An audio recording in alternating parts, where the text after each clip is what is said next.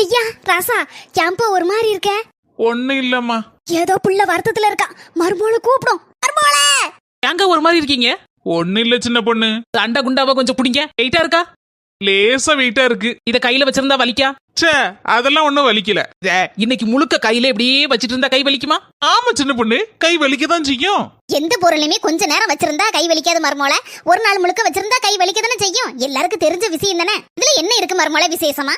ஒரு பிரச்சனைனா கொஞ்ச நேரம் கவலைப்படலாம். அதுக்காண்டி நாள் முழுக்க வேலை எதுவும் பார்க்காம சுவாலி எதுவும் பார்க்காம அதே கவலையாட்டு உட்கார்ந்தே யோசிச்சுட்டு இருந்தோம்னு வச்சுக்கோங்களேன், மண்டை கலரா தானே செய்யும். ஆமா மர்மோள. இப்போ இந்த பாத்திரம் உங்க கையில இல்ல, இப்ப வலிக்குதா? அது எப்படி வலிக்கும்? இதுவும் கடந்து போகுன்னு பேசாமல் பிரச்சனையை தூக்கி தூர போட்டுட்டு அடுத்த வேலையை பார்க்க வேண்டியதான். அப்பதான் நம்ம வாழ்க்கையில முன்னேற முடியும். ஏன் நாத்து, அதான் உங்க தங்கச்சியை பாருங்க. அவ என்னைக்காவது எதை பத்தியாவது கவலைப்பட்டு இருக்காளா? அபோகல சந்தோஷமா இருக்கா.